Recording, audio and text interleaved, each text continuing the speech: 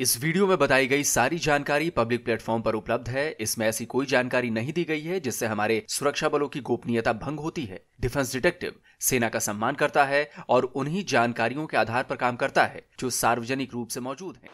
नमस्कार दोस्तों, defence detective के एक और नए एपिसोड में आप सभी का स्वागत है। मैं हूं आलोक। तो दोस्तों, मुझे तो यकीन नहीं होता कि पाकिस्तान का जो नाम है वो पाकिस्तान कैसे है।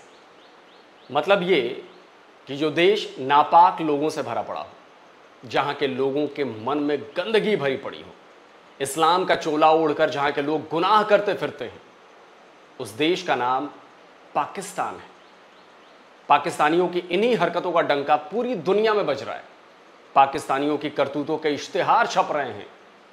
हो भी क्यों ना, पाकिस्तानी जहां रहते हैं, जहां जाते हैं, जहां का खाते हैं, वहीं कांड करना शुरू कर देते हैं, वहीं गंद फैलाना शुरू कर देते हैं। अब देखिए ना, ब्रिटेन में पाकिस्तानियों के पाप का परचम लहराने वालों में पाकिस्तान के एक बड़े पॉलिटिशियन भी शामिल हो गए हैं। पाकिस्तानी अखबार द न्यूज इंटरनेशनल की हेडलाइन को पढ़िए और पाकिस्तानियों के लिए तालियां बजाइए। यह खबर बता रही है कि ब्रिटेन में एक पाकिस्तानी पॉलिटिशियन पर बच्चे के साथ गलत हरकत करने का चार्ज लगा है। जियो न्यूज की खबर बता रही है कि इस पाकिस्तानी पॉलिटिशियन पर ट्रायल चल रहा है। तो पहले आपको बताते हैं कि पाकिस्तान के ये सियासतदान यानी पॉलिटिशियन, हिंदी में कहें तो नेता, कौन है। फिर आपको केस के बारे में बताता हूं। ये है वो जनाब, नाम है मोहम्मद खुर्रम खान। 60 साल के खुर्रम का परिवार पाकिस्तान की पॉलिटिक्स में रचा बसा है। इस साल फरवरी में हुए नेशनल असेंबली के इलेक्शन में नवाज शरीफ 2 जगहों से चुनाव लड़े थे। ये थी लाहौर की NA 130 और KPK में पड़ने वाले मानसेहरा तोरघर की NA 15 सीट। लाहौर तो नवाज जीत गए, लेकिन मानसेहरा में उन्हें हार का सामना करना पड़ा। उन्हें हराने वाले थे PTI backed independent leader Mohammad Gustaf Khan. तो ये गुस्ताफ खान मोहम्मद खुर्रम खान के ब्रदर इन लॉ हैं। खुर्रम खुद एक लॉ ग्रेजुएट है, लेकिन वकालत नहीं की। वो मानसेहरा के तहसील नाजिम और खागान डेवलपमेंट अथॉरिटी के चेयरमैन रह चुके हैं। उनके पिता मोहम्मद हनीफ खान भी 2 बार नेशनल असेंबली के मेंबर, डिप्टी स्पीकर और फेडरल मिनिस्टर रह चुके हैं। खुर्रम साहब की इतनी लंबी चौड़ी प्रोफाइल बताने के पीछे मेरा मकसद बस इतना है कि जान लीजिए कि पाकिस्तान में लोअर और मिडिल क्लास ही नहीं, पढ़े लिखे अलीट तबके के लोगों के दिमाग में कितनी गंदगी भरी हुई है। तो अब मैं बताता हूं कि मोहम्मद खुर्रम खान पर ब्रिटेन में मुकदमा क्यों चलाया जा रहा है। तो हुआ ये कि इस साल की शुरुआत में खुर्रम साहब पाकिस्तान से लंदन पहुंचे थे। विजिटर वीजा था। खुर्रम खान अपने बेटे के लॉ ग्रेजुएशन सेरेमनी में शामिल होने लंदन आए थे, लेकिन कुछ ही दिनों बाद खुर्रम को एक नाबालिग बच्ची के साथ गलत हरकत करने की कोशिश के आरोप में गिरफ्तार कर लिया गया। बताया जा रहा है कि खुर्रम ने पहले तो उस ब्रिटिश बच्ची को अपने मोबाइल से आपत्तिजनक मैसेज किए और फिर उसके साथ गलत हरकत करने की कोशिश की, लेकिन इसी दौरान वो ब्रिटिश डिटेक्टिव्स के जाल में फंस गए। असल में खुर्रम सोशल मीडिया ऐप के जरिए ब्रिटिश बच्ची के कांटेक्ट में थे, लेकिन असल में वो लड़की एक पुलिस डिटेक्टिव थी। पुलिस ने खुर्रम के मैसेजेस के आधार पर उसे गिरफ्तार कर लिया। खुर्रम को तब से वांडर्सवर्थ जेल में रखा गया है और अब तक उसे जमानत नहीं मिली है। कुछ ही दिनों पहले खुर्रम की किंगस्टन क्राउन कोर्ट में वीडियो लिंक के जरिए पेशी हुई। इसमें पुलिस ने बताया कि मोहम्मद खुर्रम पर नाबालिग के साथ गलत बातचीत करने और नाबालिग के साथ गलत हरकत करने की कोशिश के चार्ज लगाए गए हैं। यहाँ पर एक अंडर एज लड़की के साथ उन्होंने ना सिर्फ ये कि मुख्तलिफ कम्युनिकेशन की अपने मोबाइल फ़ोन के साथ यूज़ करते हो, बल्कि एक पूरा डेटा है उनका उनके साथ अंडर एज लड़की के साथ बातचीत का, और 17 ईयर्स से कम की किसी भी लड़की के साथ या लड़के के साथ इस तरह का ताल्लुक़ कायम करना वो बरतानिया के कानून में उसको इल्लीगल समझा जाता है। प्रोसिक्यूशन सर्विस का ये कहना है कि मोहम्मद खुर्रम खान ने जो आज से चंद महीने कबल जो अपने फ़ोन से उन्होंने कम्युनिकेशन की और उस कम्युनिकेशन का उनके ऊपर एक ऑफेंस था, और उस कम्युनिकेशन करने के बाद दूसरा उनके ऊपर जो चार्ज है वो ये है कि उन्होंने उस कम्युनिकेशन को मेंटेन होने के बाद बाकायदा तौर पर अरेंजमेंट की मिलने के लिए मुख्तलिफ मकासद के लिए, जो उनके ऊपर एक्चुअल जो 2 चार्जेस हैं। भले ही खुर्रम के वकील दावा कर रहे हैं कि वो बेकसूर हैं, लेकिन जियो न्यूज़ के रिपोर्टर बता रहे हैं कि पुलिस के पास उनके खिलाफ पुख्ता सबूत मौजूद हैं। तो पाकिस्तान के एक अलीट घराने का पॉलिटिकल पर्सन जो अपने बेटे के ग्रेजुएशन के लिए लंदन आया था, वो वहां की नाबालिग बच्चियों के साथ गलत हरकत करना चाहता था। लेकिन ऐसा पहली बार नहीं हुआ है दोस्तों। आपको लॉर्ड नजीर अहमद याद है या नहीं? नजीर अहमद एक पाकिस्तानी ब्रिटिशर्स हैं। सालों तक हाउस ऑफ लॉर्ड्स के मेंबर रहे, लॉर्ड की उपाधि भी मिली। तभी वो लॉर्ड नजीर अहमद के नाम से जाने गए। लेकिन किया क्या? वही जो एक पाकिस्तानी कर सकता है। द गार्डियन की इस खबर को देखिए, यही थी वो वजह। लिखा है, बच्चों से गलत हरकत करने की वजह से पीर नाजिर अहमद को जेल भेजा गया। नजीर को पहले 5 साल की सजा सुनाई गई थी, जिसे बाद में कम करके 3 साल कर दिया गया था। ये तो मैंने आपको केवल 2 हाई प्रोफाइल केसेस के बारे में बताया है। ब्रिटेन में पाकिस्तानियों के कुकर्मों की कहानी इतनी लंबी है कि 2-4 एपिसोड भी कर लूंगा ना तो उसमें बात पूरी नहीं होने वाली। लेकिन मैं आपको कुछ खास घटनाओं के बारे में बताता हूँ, आपको दिखाता हूँ कि ये पाकिस्तानी इंग्लैंड जाकर पढ़ाई और नौकरी के नाम पर करते क्या हैं।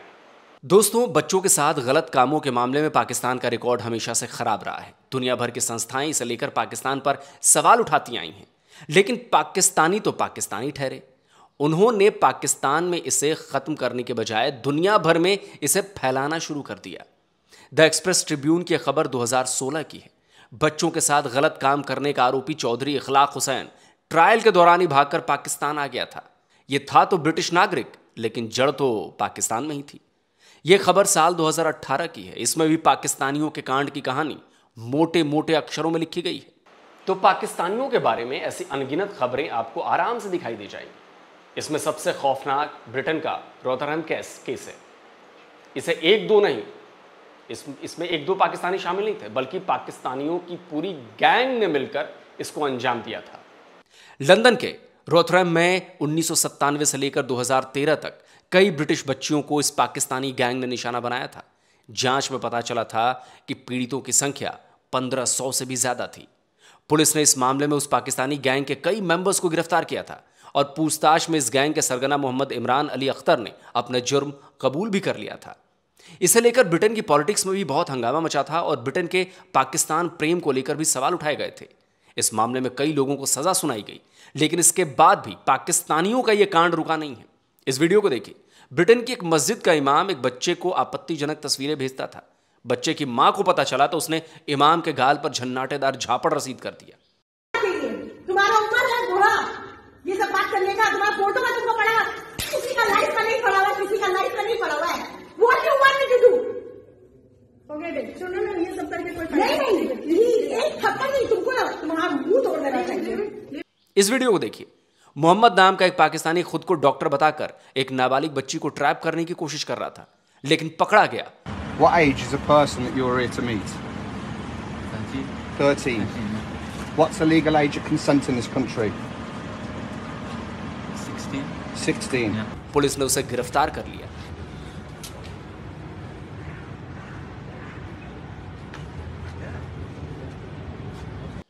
फाद यासिन नाम के इस लड़के को भी ब्रिटेन में लोगों ने एक नाबालिग बच्ची को ट्रैप करते हुए पकड़ लिया। पकड़े जाने पर पहले ये चक्कर आने का और फिर हार्ट अटैक का नाटक करने लगा। We are from a team. Madam, please, not camera. Please move your hands. Move your hands. Just you done voice notes to the child while she was on the bus in English. You understand English? Pure English. Didn't you come here? Didn't you come here to study it? To this child from July. Well, we haven't got water. We've only got Pepsi here. I'm sure you probably sick. Someone gets a bottle of water, would you? No. No. We've only Pepsi and he won't drink it. What is it? You gonna faint? Are you playing? Sit down, Mum, we'll get the water. Sit down and we'll get you water. Sit down. Sit down and we will get you water. Sit down if you're going like hell. Sit down. Do you hang about France? Then the child didn't contact you for 2 days and you got annoyed with her.